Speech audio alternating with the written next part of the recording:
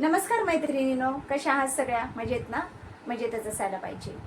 तर आजच्या व्हिडिओमध्ये आपण बघणार आहोत की आर्महोलजवळ चुन्या का पडतात, आर्महोलजवळ जो झोल येतो तो का येतो, किंवा बाहीमध्ये इथे बारीक बारीक चुन्या पडतात त्या का पडतात, ते आज आपण आजच्या व्हिडिओमध्ये बघणार आहोत. जर तुमच्या ब्लाऊजमध्ये जेव्हा तुम्ही ब्लाऊज शिवता तेव्हा फिटिंग सर्व व्यवस्थित येते, पण जर इथं चुन्या पडत असतील, फिटिंगची शिलाई सरळ येत नसेल, ब्लाऊज भरपूर फिटिंगमध्ये बसतं व्यवस्थित, पण शिलाई मात्र सरळ दिसत नाही आहे फिटिंगची, किंवा हे बाहीचे जे मागचे पुढचा भाग आहे तो एकत्र जुळला जात नाही आहे, तो खालीवर होतोय, तर आजचा व्हिडिओ हे सगळं जर प्रॉब्लेम तुमच्या ब्लाऊजमध्ये येत असेल तर आजचा व्हिडिओ तुमच्यासाठी खूप महत्त्वाचा आहे. आजची जी मी माहिती देणार आहे ती खूप महत्त्वाची आहे, तर व्हिडिओ हा शेवटपर्यंत नक्की बघा. तर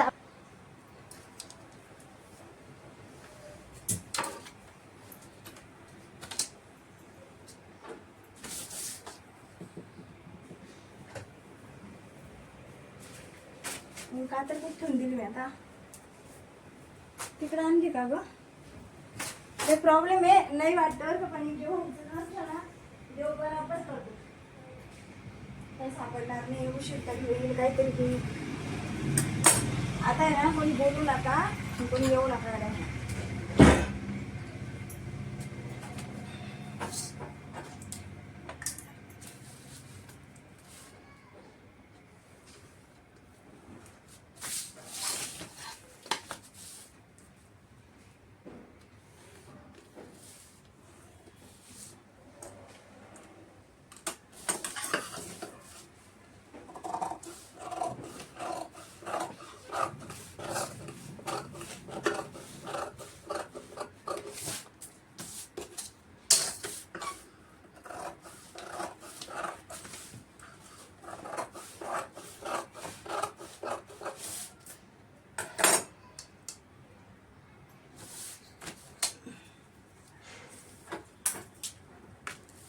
तर बघा, इथे मी पेपरवर तुम्हाला आर्महोलमध्ये झोळ का पडतो त्याचं सोल्युशन आणि सर्व काही माहिती सविस्तर सांगणार आहेत. तर सगळ्यात पहिले आपण उंची टाकून घेऊया. तर उंची आहे 13.5. त्याच्यामध्ये आपल्याला जेवढी पण आपली उंची असेल त्याच्यामध्ये 1 इंच आपल्याला जास्त घ्यायचं आहे, जे आपलं शिलाईमध्ये जाणार आहे.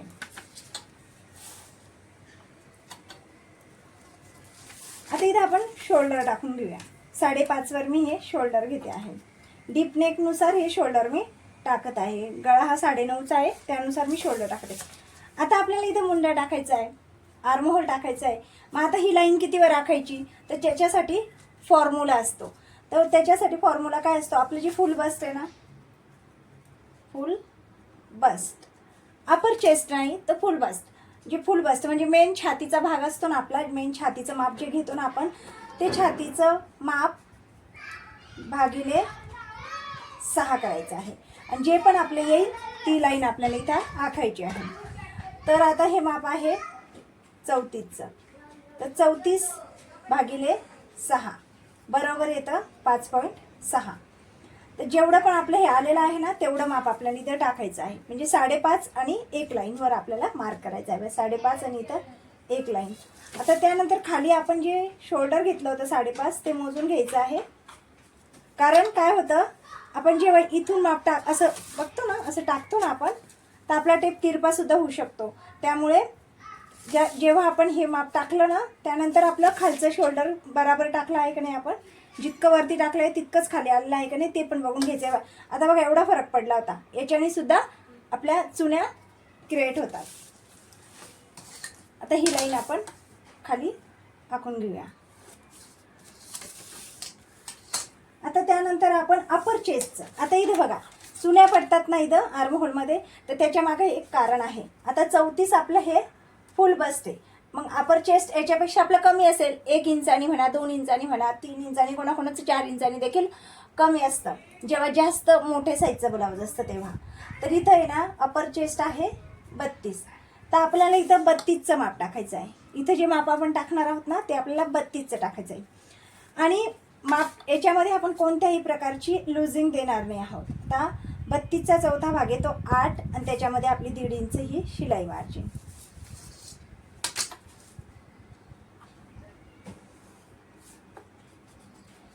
1.5 इंच आपली ही शिलाई मार्जिन. आता लुझिंग का नाही द्यायची, तर लुझिंग जेव्हा आपण लुझिंग केव्हा देतो, जेव्हा खूप जास्त म्हणजे छोटा गळा असतो, जेव्हा हाय नेक असतो ना तेव्हा लुझिंग द्यायची. डीप नेकमध्ये लुझिंग द्यायची नाही, कारण ऑलरेडी आपण जे माप घेतलेलं असतं ना बॉडीवर, ते आपलं ते त्यांनी जे कपडे घातलेले असतात त्या कपड्यावरून ते माप घेतलेलं असतं. ऑलरेडी ते माप थोडंसं काय म्हणा आपल्या 1 इंचाने काय म्हणा वाढलेलं असतं, त्यामुळे इथं लुझिंग द्यायची नाही आहे. लुझिंग दिल्यामुळे सुद्धा इथं चुन्या पडतात, तर लुझिंग कुठल्याही प्रकारची लुझिंग द्यायची नाही. त्यानंतर मागच्या साईडचं आपलं जे आर्महोलचा घेरा आपण टाकतो ना, तो आपल्याला 1.25 इंचावर टाकायचा आहे. 1.25 इंचावर टाकते. जेव्हा आपला गळा 7, 8, 8.5, 9 इतका असतो ना, तेव्हा 1.5 इंचावर टाकायचा आहे. गळा जेव्हा 9.5, 10 असं 9च्या पुढे जातो ना, त्यावेळेस आपल्याला हे 1.25 इंचावर हवा टाकायचा आहे. आणि हे बघा, त्यानंतर ह्या दोघांचा मध्य करून घ्यायचा आहे. हा मध्य केल्यानंतर इथपर्यंत आपल्याला स्ट्रेट राहू द्यायचा आहे आणि त्यानंतर इथून आपल्याला मुंड्याला सेप द्यायचा आहे. थोडंसं आपल्याला खाली जायचं आहे, जेणेकरून इथं मुंडा आपला टाईट होऊ नये. पण आता हा जो आपण फॉर्म्युला वापरून जो मुंडा हा टाकला आहे, त्याच्यावरच आपल्याला कटिंग करायची आहे का? नाही. तर आपल्याला कटिंग करायची आहे जे आपलं माप आलं असेल ना मुंड्याचं, ते मोजायचं आहे आणि मग आपल्याला हे माप टाकायचं आहे. आता ब्लाऊजवर मुंडा मोजून घ्यायचा आहे किंवा अंगावर मुंडा हा मोजलेला पाहिजे.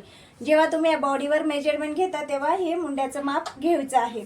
आणि जेव्हा ब्लाऊजवर जर माप घेत असेल तर ब्लाऊजवर देखील आपल्याला हा मुंडा मोजून घ्यायचा आहे. तर आता ब्लाऊजवर देखील मुंडा कसा मोजायचा ते बघूया आपण. जी शिलाई आहे तिथून टेप आपल्याला धरायचा आहे आणि इथून सरळ आपल्याला हा मुंडा मोजून घ्यायचा आहे. 7.5चा हा मुंडा येतोय बघा.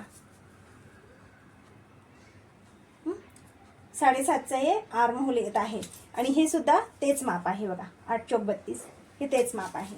आता आपण आपला जो मुंडा आपण टाकला आहे ना तो मोजून घेऊया. तर त्याच्या आधी आपण जे शिलाईमध्ये टाकणार आहोत शोल्डरची, तिथे एक मार्किंग करायची आहे. 1.5 इंचाची जी शिलाई मार्जिन आहे ते ह्या दोघांच्या मध्ये आपल्याला मोजून घ्यायचं आहे.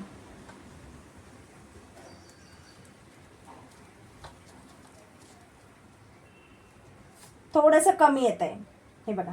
7.5 आपले इथं येत आहे आणि हे येत आहे 7.25 आणि 1 लाईन.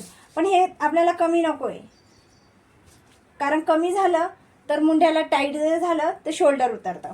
त्यामुळे काय करायचं आहे, 1/2 इंचापेक्षाही कमी आपल्याला खाली 1 लाईन आखायची ह्या प्रकारे. आणि पुन्हा इथून आपल्याला 1.25 इंच मोजून घ्यायचं आहे.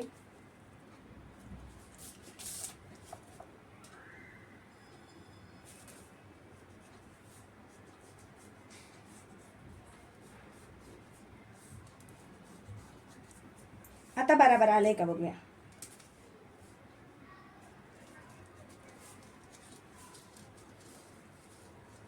आता आलंय 7.5, बरोबर 7.5 आलं आहे. तर ह्या पद्धतीने आपल्याला फक्त फॉर्म्युला, आता फॉर्म्युलामध्ये किती आलं होतं 5.6 आपण बरोबर टाकलं, पण तरी पण आपलं जेव्हा ब्लाऊजवर जे मुंड्याचं माप होतं ते आपलं इथं कमी पडलं. तर फक्त फॉर्म्युला वापरून मुंड्याची कटिंग करायची नाही आहे. कधी हे जास्त पण येऊ शकतं, कधी कमी पण येऊ शकतं. फॉर्म्युला कशासाठी वापरायचा आहे, तर ही लाईन आपल्याला कितीवर घेतली पाहिजे, ही लाईन आपल्याला आखतानाही कितीवर घेतली पाहिजे. समजा आता मी जर 5.5वर घेतली असती किंवा 5वर घेतली असती तर आपल्याला खूप जास्त प्रॉब्लेम झाला असता, किंवा 6.5वर घेतली असती. ते समजण्यासाठी की ही लाईन आपल्याला कितीवर आखायची ते समजण्यासाठी फॉर्म्युला वापरायचा आहे. अदरवाईज आपल्याला हे मोजूनच घ्यायचं आहे. आता पुढच्या मुंड्याचा सेप देताना जास्त करून आपला पुढच्याच मुंड्यामध्ये चुन्या पडतात. तर पुढच्या मुंड्यात हे बघा, इथून सेम आपल्याला हे हाफ करायचं आहे. या मुंड्याचं जे आलं असेल ना ते हाफ करायचं आहे. त्यानंतर आपल्याला 1/2 इंच मध्ये एक अशी मार्किंग करायची आहे. जिथे आपला अर्ध माप आला आहे तिथे एक मार्किंग करायची आहे. आणि हा आकार आपल्याला 1/2 इंचावर द्यायचा आहे.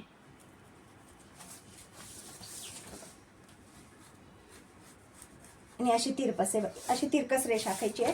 आणि त्यानंतर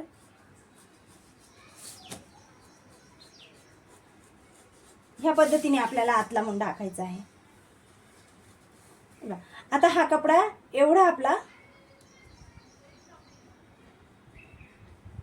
एवढा एक्स्ट्राचा कपडा आपला कट झाल्यानंतर आपल्या ब्लाऊजला अजिबात चुन्या पडणार नाही. चुन्या पडतात म्हणून कोणी कोणी काय करतं, इथं कमी घेतं, हा माप कमी घेतं, अर्धा इंचावरच घेतं. तर नाही, हे माप कमी घेतल्याने ना ब्लाऊज गळ्यामध्ये खेचल्या जातं. त्याच्यामुळे इथला भाग कमी नाही करायचा आहे, इथं कमी करायचं आहे.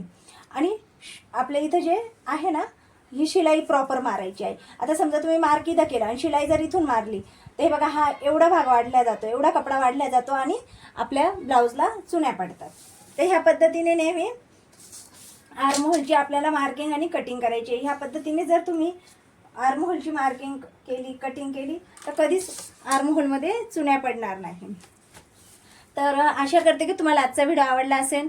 व्हिडिओ लाईक करा, चॅनलला सबस्क्राईब करून घ्या आणि व्हिडिओ शेवटपर्यंत बघितल्याबद्दल खूप खूप धन्यवाद.